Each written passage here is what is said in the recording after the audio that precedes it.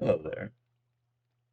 So I was just, messing around in my testing world. This is my Vault Hunters testing world, and was trying to come up with a system, a pretty compact system. So I would like to produce all of this because the Vault altar requires gold, it requires iron, it requires flint, it requires all this stuff, and I don't remember if it requires quartz or not, but quartz is just a nice resource to have. And so I came up with this. And all of this can be achieved with just a cobblestone generator. Now, the cobblestone generator I use in my world is right over here. This is somebody else's design. I do not remember who, but it's a very simple design. And because Vault Hunters is still in 118.2, we're not using any lava to do this. Like, you don't even need 32 buckets in here. You just need a little bit of lava in there, and this will work just fine. I think in my world I have 3,000 millibuckets, so 3 buckets in there in each, and it still doesn't use any of it. But this is a very simple cobble farm. I really I really like it. It works and it's tileable too. It's expandable. So it's very simple to just get more cobble if this isn't enough for you. And I'm using applied energistics, not applied energistics, sorry, refined storage because this is what I have in my world. But I assume it's very easy just to flip this over to using applied energistics materials. And so this is what I'm going to show you in a second. Using cobble, we can get all of this. But how do we get this gravel and sand? Well, we've got to crush it, right? And to crush it, I have come up with this. And you can separate your crushers. I didn't want to. I wanted to just have one machine, so this is what I came up with. And I do like to use drawers as a buffer between them. Because once sand fills up, then gravel will start filling up, then eventually cobble will start filling up, and it just takes a. I'm sure it'll take a while to backlog. If you want this to fill up faster, of course, build a bigger one, bigger cobble generator. And so the goal here doesn't seem to be working, which is great. That's why the goal here was to have just one machine to produce all of this. Specifically, not no, not all of this. Look at all this. These two items, all of this, so much. No, um, just to produce those two items so I could eventually bring it over here and produce these. Now this could be piped directly from here using, storage system of your choice or using XNet if you really feel like it. You could pipe it or using pipes. I just any pipe, bring it all the way down here. Of course, it doesn't have to be here. This can be in any order you want. This is the order that I just happen to place them in. And so I find this works really well, as you can see. I have only been playing for around 40-ish minutes, just building this up. And this is the resource count that I have already. I mean, I'm happy with this. This is great for just a single player world. And see more failed attempts down there. But I really happen to like this. It's compact and I can put, a nice frame around this in my world and make it look pretty. Because it doesn't have any like weird pieces that jut out somewhere. It's just nice and compact for my liking. That's compact enough for me. And so the way to, construct this, because I have a hard time when I'm looking at a video just to construct it from what I see. The way I would sort of build this up is in layers. And so if you give me a moment, I'm going to schematic this and we can build it up layer by layer together. Okay, welcome back. I suppose for you it was a jump cut. But for me it's a welcome back, okay? So I figured I'd give us a nice platform to look at.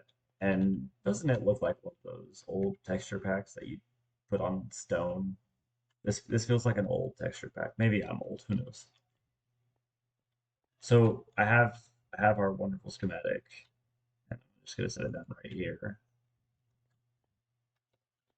And so this is, I guess, this is a great way to just walk around inside of it, look, give a look through. And so what we have here is a base layer of conveyors. Oh, so we've got these three conveyors right here. And I've got this last one right here extended. If you want to count the blocks, here you go. It's from 1, 2, 3, 4, 5, 6, 7, 8, 9. 1, 2, 3, 4, 5, 6. 1, 2, 3, 4. Those are your dimensions. And so we have three conveyors down here at the bottom for the washing. And I assume you can extend this farther if you got more things that you want to wash in this. I only happen to have three things I want to wash right now. None of those being my clothes, but so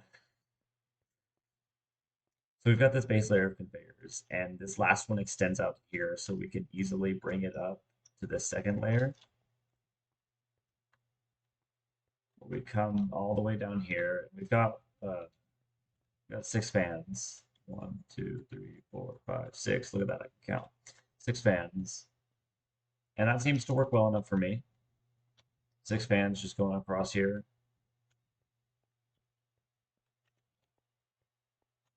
Got our inputs, whatever that may be for you. And this glass block is actually necessary. I don't know why I have that there. You can get rid of that glass block. This glass block is necessary though. And this redstone block specifically here is to shift the speed down for the conveyors. Because if it wasn't, this would have to be a lot longer. And I wanted this first to be small. So it doesn't matter about the speed of these. I could have shifted down over here somewhere, right from the water wheels, because the speed of these does not affect processing speed whatsoever. It's only the distance from them that affects processing speed, at least in this version of Create. And I had a little test out there. It is true. You can try it yourself. Or maybe I'm a liar. Who knows?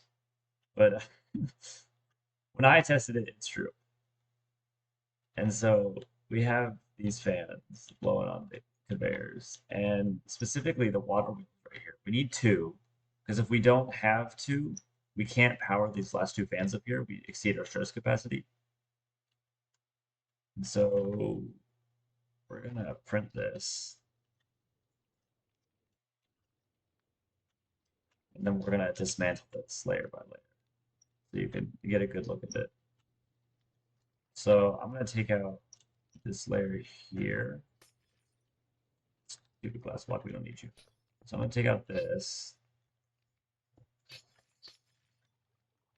I'll take out the second layer just so we can look at this washing.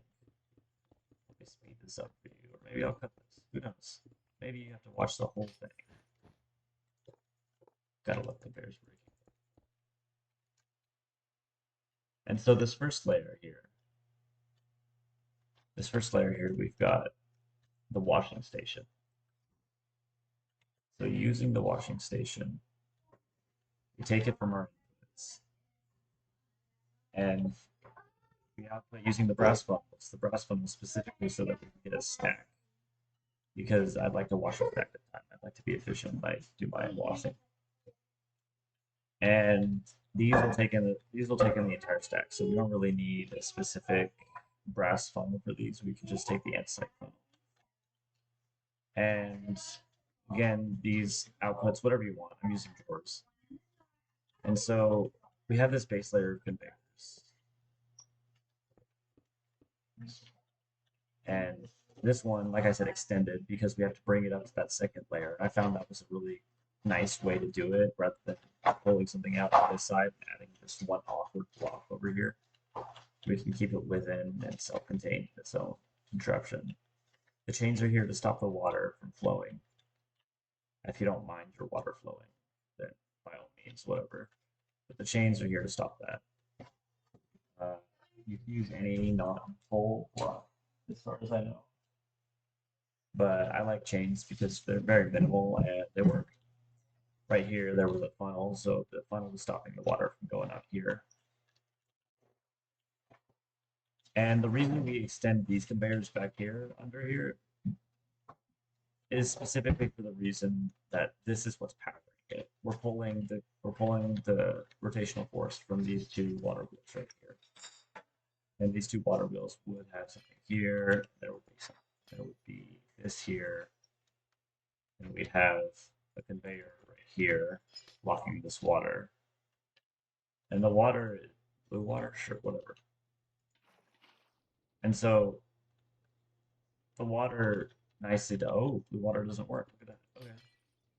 Fine, whatever. We'll use water. Water, yeah. So the water flows into this really nicely. We don't have to have anything extra here to stop it. And flowing water works just fine for these washers, so there's no need to move all sources. I mean, you can if you want. There's nothing stopping you from doing all sources here, but it's really up to you. Up for your decision. Oh, look at that. Farm. That's nice. All right, this is great. There we are. So I don't know what I'm looking now, but this is the general idea of the bottom tree. And the reason we have, like I told you, we have to shift these down just so we get a nice slow thing here. It'll wash everything just nice. Just fine. And then that second layer, we go back, get that up there. Right. And I've separated the two layers of it. The reason this one is because, of course, the power is found in the bottom layer. And you don't necessarily have to use water wheels to power this. You could have an external source. The reason I'm using water wheels is solely for the reason that in Vault Hunters, the mod pack I'm playing, having a rotational speed controller is expensive.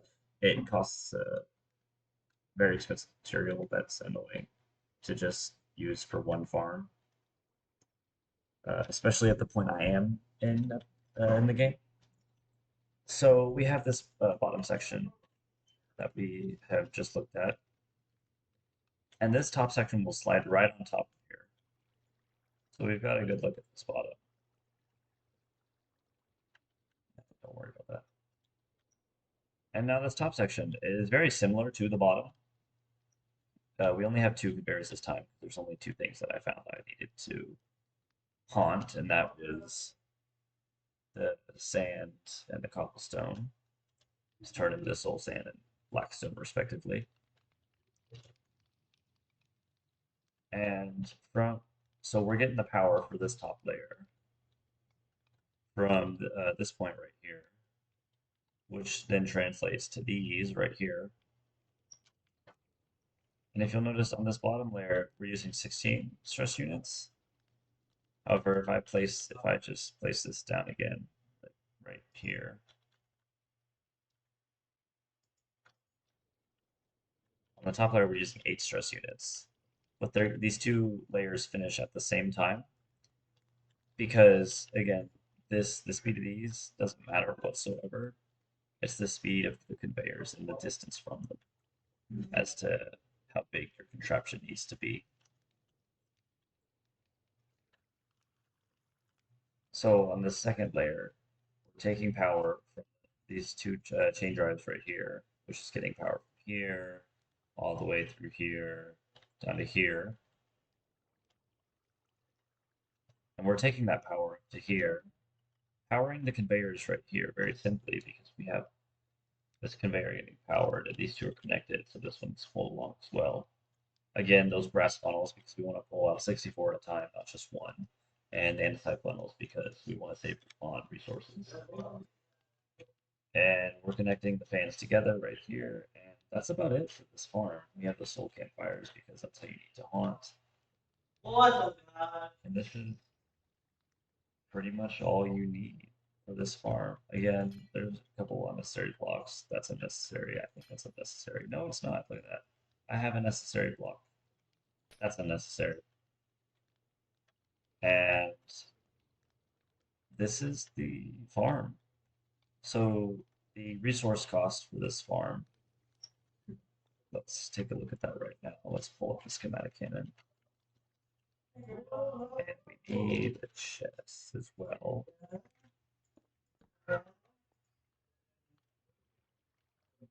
Let's set it down here. Then the schematic cannon. Let's grab ourselves a clipboard.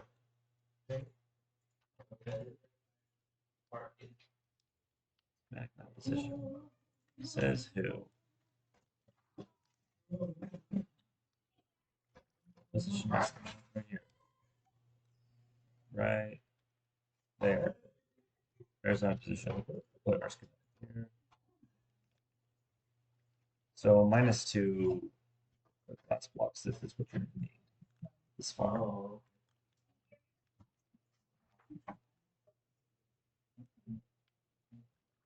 And that's about it. Just figured I'd share this as my little farm. Thanks.